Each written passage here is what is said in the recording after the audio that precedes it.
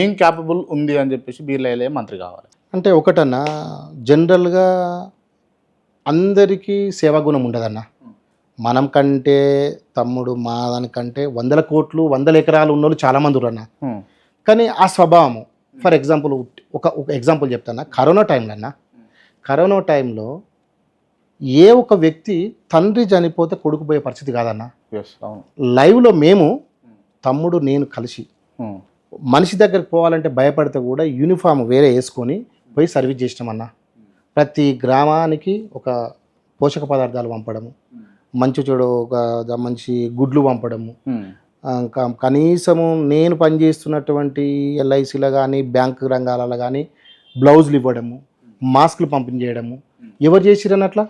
ఇవాళ ఇలా ఇంతమంది మాట్లాడుతున్నారు, ఇప్పుడు ప్రజెంట్ మొన్నటిదాకా ఉన్న ఎమ్మెల్యేలు కానీ వీళ్ళందరూ మాట్లాడుతున్నారు. మరి ఏ ఒక్క రోజు రాలేదన్న కరోనా టైంలో ఏ ఊరికి? నేను సర్పంచ్గా అగ్నిమాపక కేంద్రం ఉంటుంది, ఫైర్ స్టేషన్ ఉంటుంది యారిగుట్ట మండల హెడ్ క్వార్టర్లో. నేను ఫస్ట్ ధైర్యం చేసి, ఎందుకంటే దానికి షెడ్ కూడా తమ్ముడు వేయించిండు, ఫౌండేషన్ తరఫున దానికి షెడ్ వేయించిండు.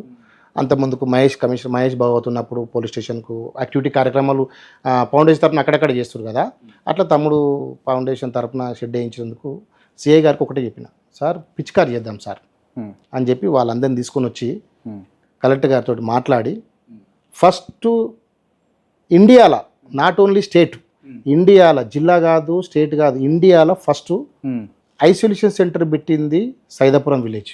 ఓకే.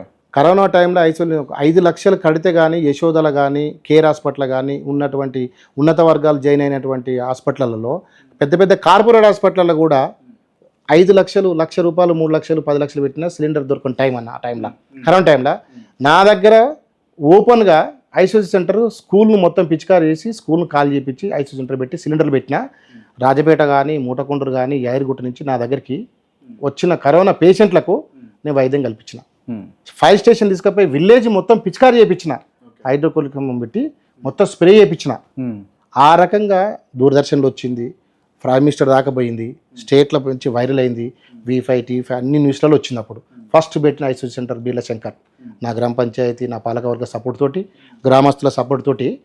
ఆ టైంలో మంచినీళ్ళు, భోజన సౌకర్యం, ఆక్సిజన్ సిలిండర్ ఇవన్నీ పెట్టి సౌకర్యం కల్పించిన.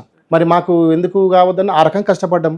తమ్ముడు కూడా మళ్ళీ యాదగిరిగుట్టకు ఎంపీపీ కావాలని ఒక ఊరు నుంచి వచ్చి ఇంకో ఊరికి గెలవగలుగుతారా అన్న? అంత కేపబుల్ పర్సన్ అవుతారు కదా. మంచి మెజారిటీతోటి ఎంపీటీసీగా గెలిచిండు తమ్ముడు యాదగిరిగుట్ట నుంచి. సర్వీస్ చేస్తారు, ఈ ఇద్దరు అన్నదమ్ములు ఇట్లా సర్వీస్ చేస్తారు అన్న ఉద్దేశంతో తమ్మిని ఆశీర్వదించారు, అట్లా గెలిచినాం. అట్లున్నాం కాబట్టి మాకు కావాలనుకుంటున్నాం. బీర్లా ఐలయ్య అలా ఎమ్మెల్యే స్థానంలో కూర్చోవడానికి, మొదట సర్పంచ్ స్థానంలో కూర్చోవడానికి రీజన్ అవునన్నా కాదన్నా బీర్లా శంకర్. అసలు సర్పంచ్ విషయం పక్కన పెడితే ఏం చేసిరు మొన్న? అసలు ఎట్లా గెలిపించారు? అసలు 50,000 మెజార్టీ ఎట్లా వచ్చింది? అసలు ఎవరు ఊహించని విధంగా. అంటే ముఖ్యంగా మనము ఇప్పటిదాకా 10 సంవత్సరాలు టీఆర్ఎస్ ప్రభుత్వం ఉన్నది. మొన్నటి వరకు కాంగ్రెస్ గవర్నమెంట్ రాకముందుకు 10 సంవత్సరాలు టీఆర్ఎస్ ప్రభుత్వం.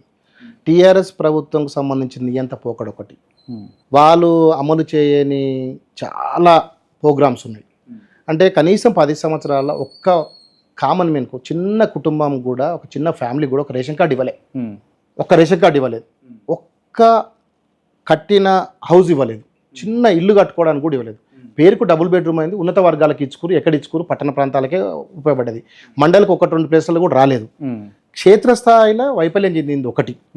దానికి తోడు మేము అధికార పార్టీ టీఆర్ఎస్ ఉన్నప్పుడు నేను సర్పంచ్గా అయినా, నేను నా ఊరు వరకు సర్పంచ్ అయినాక కూడా ఒక వైకుంఠరామం, ఒక డంపింగ్ యార్డు, సీసీ రోడ్లు, కమ్యూనిటీ భవనాలు, రైతు వేదికలు జిల్లాలో ఫస్ట్ పూర్తి చేసుకున్నది. అప్పుడు వెంకటరెడ్డి, మా ఎంపీ కోమటిరెడ్డి వెంకటరెడ్డి గారు ఉండే, అప్పుడు ఫస్ట్ జిల్లాలో ఓపెనింగ్ చేసింది నేనే. ఓకే. అప్పుడు అంతా రామచంద్రన్ కలెక్టర్ ఉండే. ఫస్ట్ గ్రామ పంచాయతీ, ఎందుకంటే అధికార పార్టీ కాబట్టి ఉత్తర గ్రామ పంచాయతీ నాకు ఇవ్వలేదు, అప్పుడు టీఆర్ఎస్ ప్రభుత్వం ఉంది కాబట్టి.